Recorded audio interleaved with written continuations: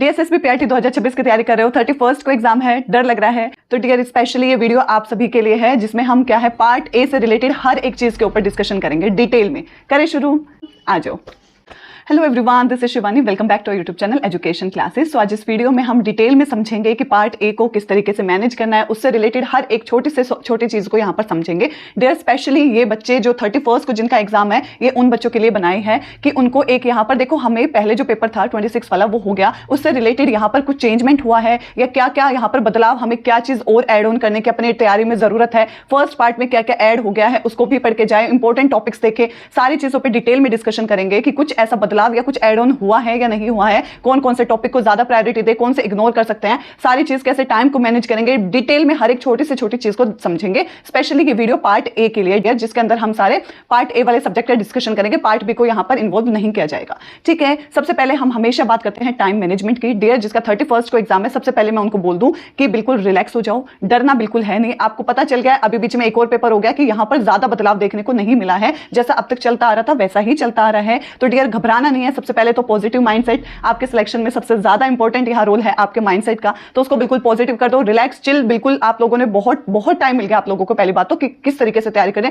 कौन सा टॉपिक आ रहा है कौन सा नहीं है, हर चीज आपको इतने टाइम से बताया जा रहा है। ठीक है, तो यहां पे सबसे पहले बिल्कुल रिलैक्स। तो स्पेशली अब यहां पर शुरुआत करेंगे हम टाइम मैनेजमेंट से। हमेशा हम शुरुआत करते हैं टाइम मैनेजमेंट से। डियर आप लोगों ने देख ही लिया होगा कि बच्चों को टाइम मैनेज करने में बहुत इशू आ रहा है। ठीक है, बहुत बच्चे हैं अभी भी कि उनका पेपर रह गया है, किसी कारणवश कहीं ना कहीं उन्होंने कोई मिस्टेक की है टाइम को मैनेज करने में, किसी क्वेश्चन में लग रहा है ज्यादा टाइम दे दिया, किसी सेशन में ज्यादा टाइम दे दिया, जिसके कारण पेपर के अंत तक नहीं पहुंच पा रहे। आज हम डिटेल में समझेंगे क्या गलतियां नहीं करनी है, कौन से टॉपिक पे ज्यादा ध्यान देना है, क्या क्या जीके में पढ़ना, हर एक डिटेल में डिस्कशन करेंगे। करें शुरू, चलो फिर सबसे पहले आता है टाइम मैनेजमेंट। ठीक है, यहां पर देखो डियर आप लोगों को मैंने शुरुआत में बताया है कि टाइम को मैनेज करने के लिए आपको एक स्ट्रेटेजी बनानी पड़ेगी। डियर बिना स्ट्रेटेजी के यहां पर टाइम को मैनेज नहीं किया जा सकता कि आप ये सोच रहे हो कि छोड़ो देखी जाएगी, जैसा होगा मुझसे हो जाएगा, मैं फटाफट करने का ट्राई करूंगी, ऐसा नहीं है डियर। बिना स्ट्रेटेजी के आप सिलेक्शन नहीं ले पाओगे। वही है जैसा सोच के जाओगे वहां जाके उसी तरीके से अप्लाई करना। बिल्कुल यहां पर हमने बिल्कुल डिस्कस किया था कि डियर 60 और 60 का रेशो लेकर चलना, अभी भी मैं बिल्कुल नहीं बदलूंगी डियर, वही रेशो लेकर चलना है 60 और 60 का, जिसके अंदर 60 में पहले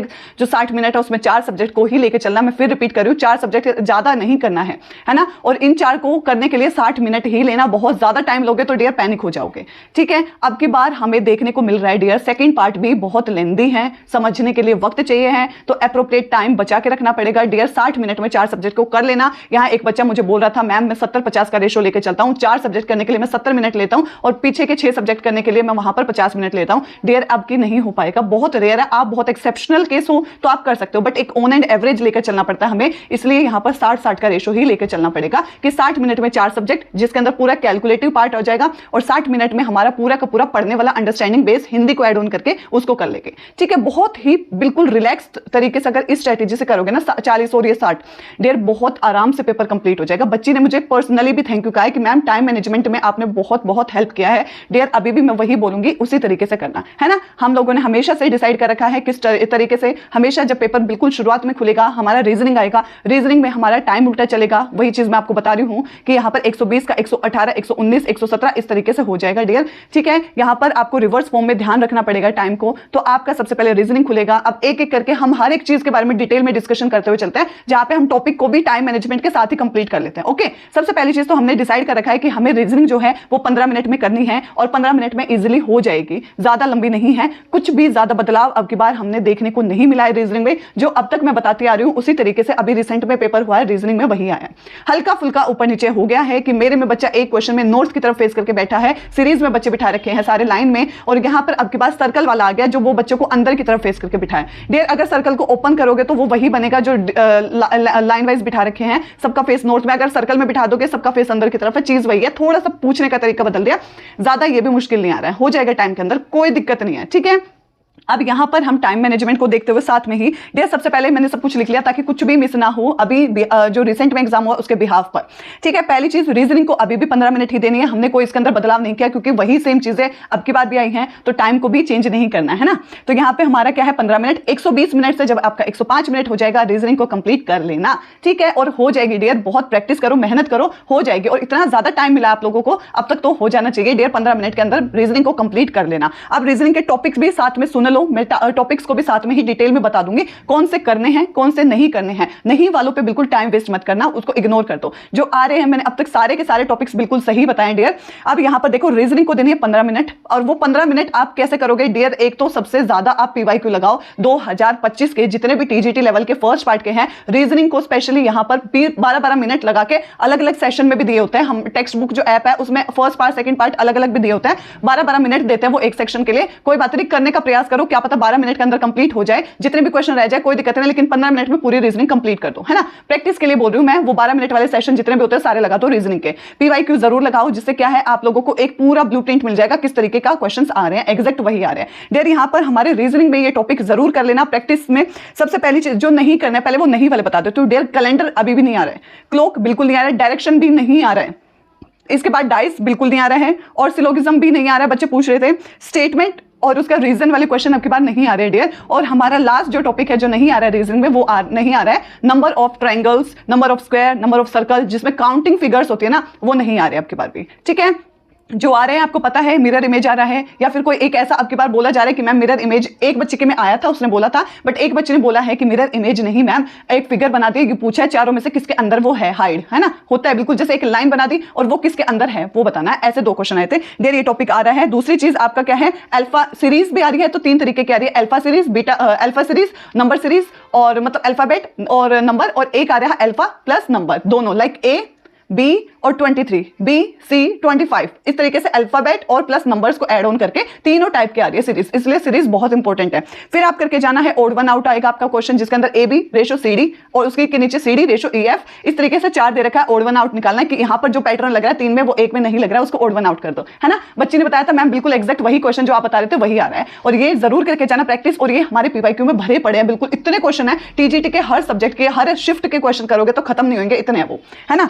देखो प्रैक्टिस के लिए कमी नहीं है आपके पास, प्रैक्टिस के लिए बहुत समय है आपके पास, बहुत कंटेंट भी बहुत था, समय के साथ कंटेंट भी बहुत था यहाँ पर। अब कोई भी आपका रीजन नहीं चलेगा कि ये कारण था कि नहीं हुआ डियर। अब तो आप 15 मिनट में इजीली कर लेने चाहिए, बल्कि बच्चे इतनी प्रैक्टिस कर लेते, कई बार 12-12 मिनट में भी कर लेते, बट कोई बात नहीं, एक ऑन एंड एवरेज लेंगे हम, और 15 मिनट बिल्कुल इनफ है, बहुत बेस्ट है। इसके बाद ब्लड रिलेशन जरूर करके जाना डियर। ब्लड रिलेशन बहुत हार्ड लैंग्वेज, कोडेड लैंग्वेज वाला नहीं आ रहा है, बिल्कुल बेसिक वाला आ रहा है। बच्ची ने बोला था मैम हार्ड लैंग्वेज नहीं, मैंने टेक्स्ट बुक पे उस पे मैंने टेलीग्राम पे रिकॉर्डेड फॉर्म में बच्ची की ऑडियो भी भेजी थी, जिसमें वो मुझे बता रही थी कि क्या क्या आया था। इसके बाद नॉर्थ फेस वाला क्वेश्चन आ भी रहा है, किसी की शिफ्ट में आ रहा है कि बच्चे जो है 6 बच्चे हैं नॉर्थ की तरफ फेस करके बैठे हैं, ये इसके साइड में ये इसके साइड में, इन दोनों के बीच में कितने बैठे हैं वो सारी चीज करके जाना है। इसके बाद आपका एक सर्कल के अंदर 6 बच्चे हैं, सारे फेस अंदर करके बैठे हैं, किस टाइप के, इसके और इसके बीच में 2 जने बैठे, ये उसके राइट में ये उसके लेफ्ट में। डियर वही जो सिंपल होता है, ज्यादा मुश्किल नहीं है, बहुत छोटा सा है, इजीली आप 2 सर्कल बना के करके देखोगे हो जाएगा, वो ज्यादा टाइम नहीं लेगा। फिर एक क्वेश्चन फ्लोर वाला फिक्स आ रहा है, फ्लोर वाले जहां दिखे ना प्रैक्टिस कर डालो बिल्कुल, कि ये ग्राउंड फ्लोर है, ये फर्स्ट फ्लोर है, ये सेकंड फ्लोर है, इवन नंबर पे ये बैठा, और नंबर पे ये बैठा, उसके और उसके बीच में कितने बैठे हैं, ये सारे पजल्स के हैं, ये आ रहे हैं। फिर 2 क्वेश्चन आपके अभी भी क्लासरूम के अंदर आ रहे हैं, टोटल नंबर ऑफ स्टूडेंट पूछ रहे हैं, या फिर लेफ्ट और राइट से उसकी पोजीशन पूछ सकते हैं। ठीक है, 2 बच्चे दिए जाएंगे, उनके बीच में क्या है, कितने का गैप है, वो सारी चीजें एक बच्चे का निकालना, आपको लेफ्ट या राइट कुछ भी दे दिया जाएगा। इसके बाद बच्चे बता रहे हैं वोवल एंड कॉन्सोनेंट के 2 क्वेश्चन आ रहे हैं डियर। वोवल एंड कॉन्सोनेंट जहां क्वेश्चन मिले प्रैक्टिस कर डालो, छोड़ना बिल्कुल नहीं है, फ्री के मार्क्स है, बिल्कुल इजी है। ऐसे कितने नंबर है जिसके आगे वोवल है पीछे क्या है कॉन्सोनेंट है, इस टाइप से, या दोनों में वोवल पूछ लेंगे। अब उसी में एक और टाइप आ रहा है डियर, आप लोग कह रहे थे कि मैम एक शॉर्ट वीडियो डाल के उसको समझा देना, तो वो भी मिल जाएगी, क्वेश्चन में समझा के आपको दिखा दूंगी। आपके पास ऐसा आ रहा कितने लेटर्स है, एग्जाम्पल दे रही हूँ, कितने लेटर्स हैं अल्फाबेट के कि जिसके आगे क्या है सिंबल है, पीछे वोवल है, कुछ ऐसे कर देते हैं। तो सिंबल्स को जरूर, अब सिंबल क्या है, जैसे कि हमारा डॉलर का साइन हो गया या परसेंट का साइन हो गया, इस टाइप से हैश हो गया, ये सारी चीज स्टार, ये सारी चीज कि सिंबल उसके आगे है, पीछे उसके नंबर है, ऐसे कितने अल्फाबेट है जिसके आगे सिंबल है पीछे नंबर है, तो वो काउंट करके इजीली बिल्कुल वोवल एंड कॉन्सोनेंट वाला पैटर्न है, और ये क्वेश्चन आ रहे हैं डियर। इसके बाद हमारा आ रहा है बोर्ड मास का एक क्वेश्चन आ रहा है, लाइक सिंप्लीफिकेशन होता है, बोर्ड मास बहुत बेसिक है, जिसके अंदर सिंबल्स इसका मतलब होता है माइनस, इसका मतलब होता है प्लस, वो क्वेश्चन जहां मिले 2025 वाले कर डालो। ठीक है, बिल्कुल रिलैक्स रहो, आप लोगों को तो पूरा पेपर पता चल गया है, अब तो कॉन्फिडेंस ऐसा आना चाहिए कि मैं कर डालूंगा। सोचो ना सेकंड पार्ट कितना इजी बच्चे बता रहे हैं, आपकी अंडरस्टैंडिंग अच्छी है तो उसको बिल्कुल खींच ले जाओगे। फर्स्ट पार्ट में डिटेल में आपको हर एक चीज बताई जा रही है, अब सिलेक्शन नहीं होगा तो फिर कब होगा डियर। अब बहुत इजी है। अब लास्ट क्वेश्चन एक ये है कि कोडेड लैंग्वेज में है, बिल्कुल बेसिक सा है, एक वर्ड लिख दिया है पूरी स्पेलिंग उससे रिलेटेड, एक उतने ही अल्फाबेट्स का नंबर लिख दिया है, और एक और वर्ड लिखा है जिसका एक वर्ड छोड़ के बाकी सब सिमिलर है, म्यूचुअल है दोनों का, और वो जो डिफरेंट है उसका कोड पूछ रखा है। बिल्कुल सिंपल है कि ये 3 आएगा 2 आएगा, बिल्कुल सिंपल है, इसके अंदर कुछ नहीं है, आप इजीली कर लोगे डियर। ये टॉपिक से रीजनिंग के जो करके जाने हैं, जो नहीं करके जाने मैंने बता दिया, और 15 मिनट लेकर चलनी है, ज्यादा बदलाव नहीं आया है। रीजनिंग पे ज्यादा डिटेल में डिस्कशन नहीं करेंगे, बहुत बार कर चुके हैं, है ना, कुछ ज्यादा बदलाव ही नहीं आया, तो इसके अंदर कुछ ज्यादा डिस्कशन करने का है नहीं। सेकंड आते हैं हम अपना जीके पे। ओके, जीके की देखो डियर, आपको जीके में अभी भी लेने हैं 10 मिनट्स, बिल्कुल सेम वही पैटर्न आ रहा है, जीके में भी बहुत ज्यादा बदलाव नहीं है, हर एक चीज यहां पर थोड़ा ऊपर नीचे चलता है, कोई दिक्कत नहीं। आपका जब 105 मिनट से 95 हो जाएगा, आपका जीके कंप्लीट हो जाना चाहिए। और हमेशा वे ऑफ एग्जाम आपको मैंने बता रखा, इजी टू मॉडरेट की तरफ जाना है। रीजनिंग में पहले इजी वाला क्वेश्चन करना, उसके बाद मॉडरेट, उसके बाद हार्ड की तरफ जाना। एकदम से पहले पजल में लगे रहोगे तो डियर बिल्कुल सिंपल जो बोर्ड मास वाले क्वेश्चन वो रह जाएंगे, और बहुत टाइम और पैनिक हो जाता है। पहले इजी करो, सारे बोर्ड मास हो गए, सिंप्लीफिकेशन हो गया, हाँ यहाँ पे एरर वाला ये वाला हो गया, हमारा सीटिंग अरेंजमेंट सारे हो गए, उसके बाद पजल पे जाओ, थोड़ा टाइम टेकन वाला बाद में। ओके, ये वे हमेशा बिल्कुल आपका टाइम बचाएगा, और टाइम के अंदर पेपर करना है तो सब कुछ बिल्कुल स्ट्रेटेजी के हिसाब से करना है, बहुत सोच विचार, क्योंकि डीएसएसबी क्लियर करने के लिए आपको एक्यूरेसी और आपको टाइम मैनेजमेंट की स्ट्रेटेजी प्रॉपर आनी चाहिए। सिलेक्शन कोई नहीं रोक सकता, पढ़ना आपकी मेहनत आपके हाथ में, बाकी स्ट्रेटेजी बहुत इंपॉर्टेंट रोल प्ले करती है। अब जीके में देखो मैंने बता दिया 10 मिनट देनी है, 105 से 95 मिनट हो जाएगी आपकी, तो आपका जीके कंप्लीट। टॉपिक जो जो आप करके जाने हैं, बच्चे बोल रहे थे मैम एक रिटर्न फॉर्म में, डियर मैं बता देती हूँ, लिख लो बेशक। शास्त्रीय नृत्य करके जाना है, शास्त्रीय संगीत, शास्त्रीय भाषा, ठीक है। यहाँ पे सेंसस अभी भी करके जाना, बेशक अब की बार वाले में नहीं आया, आगे आ सकता है, डियर करके जाना है। आर्टिकल्स पॉलिटी के सारे करो, अपॉइंटमेंट करके जाना, 1857 की क्रांति के नेतृत्व कौन क्या था करके जाना। अकबर, जिस भी टाइप के क्वेश्चन आ रहे हैं ना, कहीं भी वो छोड़ने नहीं है। अब यहाँ पे अकबर के बाद कौन आया था, उसके बाद कौन आया था, उसका बेटा कौन था, उन्होंने अपने काल में क्या कार्य किए थे, वो भी जरूर करके जाना। वंश और संस्थापक जरूर करके जाना, किस वंश का संस्थापक कौन था। चोटियां जो भारत में है, कितनी चोटियां, नॉर्थ की कौन से, ईस्ट की कौन से, सारी चोटियां पढ़ के जानी है। विजयनगर साम्राज्य से रिलेटेड क्वेश्चन आ रहे हैं, मनरेगा से पूछा गया है डियर, ये पढ़ के जाना। और बायो में हमारा एंजाइम से रिलेटेड क्वेश्चन है, तो एंजाइम टॉपिक पढ़ जाना यहाँ पे। और वायु और विंड मतलब हवा बोल सकते हो, ज्योग्राफी में क्वेश्चन आया है डियर। थीम कोई क्वेश्चन आ रहा है, थीम करके जाना। स्पोर्ट्स कहाँ इन फ्यूचर हेल्ड होंगे, वो करके जाना। ओलंपिक जरूर पढ़ के जाना, क्वेश्चन आ रहे हैं। और करंट अफेयर 4 से 5 क्वेश्चन आ रहे हैं, सारे 2025 के, एक 2024 का क्वेश्चन आया है। योजनाएं पढ़कर जानी है आपको। और टैक्स, अगर इकोनॉमी में बोलेंगे तो टैक्स रेपो रेट पूछ सकता है, या बैंक से रिलेटेड कुछ टैक्स से रिलेटेड क्वेश्चन आ सकता है। इसके बाद आता है आपकी ट्रीटी साइन की जाती है, वो किसके द्वारा, किन किन देशों के बीच हुई है, वो सारी चीज पढ़ के जाना। और पुरानी टाइम पे कौन कौन सी की गई थी वो भी रिवाइज करके जाना, ठीक है। और ये हमारे टॉपिक से जीके के जो बेसिक है। और सबसे बेस्ट होगा आपका सेल्फ एनालाइज। अगर आप 2025 वाले पेपर को एनालाइज कर लो कि कौन कौन से टॉपिक आ रहे हैं, या 2026 वाले पेपर रिसेंट में उनको एनालाइज कर लो, तो एक फिक्स आपको टॉपिक निकाल लोगे आप, जो हिस्ट्री में ये पूछा गया है, पॉलिटी में ये आ रहे हैं, तो उन्हीं टॉपिक्स को सबसे पहले करो, टिक मार्क करो, उससे ज्यादा कुछ नहीं। क्योंकि जीके एक क्या है, अनप्रेडिक्टेबल है, उसको कोई ज्यादा इतना वक्त नहीं दो, ठीक है। 10 मिनट में करके साइड कर दो। क्वेश्चन सबसे पहले पढ़ो, लग रहा है हाँ आता है, फटाफट लगाओ, आगे बढ़ो। नहीं आता है, लग रहा है बिल्कुल कभी नहीं सुना है लाइफ में, तो उसको अभी स्किप करो, आगे करो। ऐसे 20 क्वेश्चन करो, फिर वापस आओ। अब आप देखो कि आपने कितने आते थे और कितने क्वेश्चन रह गए हैं, कितने अटेम्प्ट करने हैं या लेफ्ट करने हैं, उसको जल्दी डिसाइड करना आप अपने अकॉर्डिंग, ठीक है। अब यहां पर सबके अपनी खुद की क्या है, पर्सनल चॉइस है, लेफ्ट करना है या उसको अटेम्प्ट करना है। यहां पर मैं बहुत बार बता चुकी हूं, जो एक इंटेलिजेंट बच्चा होगा वो पूरा पेपर एनालाइज, अपने ऊपर कॉन्फिडेंस होगा उसको कि मैं आगे का कर सकता हूं, तो डियर वो जीके को वहीं पे अटेम्प्ट कर देता है। अगर उसको लगता है कि मैंने जितने क्वेश्चन किए हैं बिल्कुल एक्यूरेट है और यहां पर मैं नुकसान नहीं होएगा, तो वो अटेम्प्ट करेगा। डियर यहां पर मैं बिल्कुल फोर्स नहीं कर रही हूं, आपकी सेल्फ, आपकी चॉइस है। आपको वहां पे कॉन्फिडेंस है कि मैं कर लूंगा, तो आप जरूर करना अटेम्प्ट, नहीं तो आप लेफ्ट करके, लेकिन जो भी डिसाइड करो थोड़ा फास्ट करना, क्योंकि टाइम इतना है नहीं कि आप वहां पे सोच विचार करते रहो, ठीक है। आगे बढ़ना पड़ेगा। अब आगे बढ़ते हैं हम, जीके से आते हैं हमारे मैथ्स पे। मैथ्स डियर यहाँ पे सारे मैथ्स में डरते हैं, और मैथ्स को यहाँ पर बोला जाता है कि बहुत टाइम टेकन आ रही है मैम, बहुत हार्ड आ रही है मैम, ऐसा आ रहा है वैसा आ रहा है। डियर देखो, मैंने आपको शुरुआत में कहा था, मेरे को अभी भी बहुत बच्चों ने ये बोला है कि मैम 15-16 क्वेश्चन करने लायक हैं। यही मैं कहते आ रही थी कि या तो बिल्कुल ही एवरेज से भी बच्चे नीचे होंगे जिनसे ये नहीं हो रहा है, या फिर जिसने मेहनत की है वो 15 क्वेश्चन 16 क्वेश्चन करने में ज्यादा मुश्किल नहीं है। डियर मैं आपको शुरुआत से बताती आ रही थी कि मेरे को वहां पर ऐसा फील हुआ था कि 15-16 क्वेश्चन आराम से हो रहे हैं, 4 क्वेश्चन टाइम ले रहे हैं, तो वहां पर टाइम लगाना बेवकूफी है। वहां पर आपको ये डिसाइड करना है कि मैंने 16 क्वेश्चन बिल्कुल एग्जैक्ट किए हैं, तो 4 को बिना सोचे अटेम्प्ट कर दो और आगे बढ़ो, क्योंकि वहां लगे रहोगे तो सिलेक्शन नहीं होगा, पेपर एंड तक नहीं जाओगे डियर, ठीक है। 15-16 क्वेश्चन बिल्कुल अच्छे से आते हैं तो पेपर को अटेम्प्ट जरूर करना। मेरी यही स्ट्रेटेजी है, मेरी यही मतलब आप लोगों को गाइडेंस है। अदरवाइज आपको लग रहा है यहां पर ब्लाइंडली किसी भी आंसर नहीं लगाना है, कुछ भी ऐसा नहीं करना है, ये फिर गलत हो जाएगा, बहुत नेगेटिव में चले जाओगे, है ना। यहाँ पे बेसिक जो क्वेश्चन आ रहे हैं वो टॉपिक मैं बता देती हूँ, उन टॉपिक को पहले कर लो, और जो हार्ड है, टाइम टेकन वाले हैं, उनको थोड़ा सा बाद में देख लेना, इजी वालों को सबसे पहले कर लो। डियर टॉपिक नंबर 1 है HCF LCM, जरूर करके जाना, 1 से 2 क्वेश्चन आ रहे हैं। रेशियो प्रोपोर्शन जरूर देखो, यहाँ पे मैथ्स एक ऐसा सब्जेक्ट है जो हर एक टॉपिक को अपने मतलब एक बार जरूर करके जा रहा है, मतलब हर एक टॉपिक से कुछ ना कुछ छोटा छोटा जरूर पूछ रहा है। HCF LCM, यहाँ पर रेशियो प्रोपोर्शन और यहाँ पे परसेंटेज, प्रॉफिट एंड लॉस, 2 से 3 क्वेश्चन। SI मेरे में आया था, मैं बोलती थी CI करके जाना, CI अब की बार आया है, बच्चे बोल रही थी मैम मेरे पेपर में CI भी आया, SI भी आया, दोनों भी आके सोचो। यहाँ पर CI SI दोनों करके जाना, एवरेज 2 क्वेश्चन आ रहे हैं करके जाना, 2D बिल्कुल बेसिक है, 3D सारे फॉर्मूला याद करके जाना है, पार्टनरशिप यहाँ पर आ रहे हैं 2 से 3 क्वेश्चन, स्पीड एंड डिस्टेंस आ रहे हैं, वर्क एंड टाइम आ रहा है, और पाइप वाले क्वेश्चन आ रहे हैं डियर। और आपका यहाँ पर क्या है, सिंप्लीफिकेशन करने वाला आ रहा है जिसके अंदर अंडर रूट करके है और क्यूब रूट स्क्वायर रूट करके पूछ रहे हैं, वो जरूर करके जाना। और एक लास्ट क्वेश्चन आपका वहां पे बार ग्राफ का अभी भी मिलेगा, वो नहीं बदला है डियर, अभी भी ऐसे करके, और उसमें A को B को उनका रेशियो निकालना, इस टाइप से क्वेश्चन मिलेगा ही मिलेगा, नहीं बदल रहा है पैटर्न डियर, बिल्कुल नहीं बदल रहा है।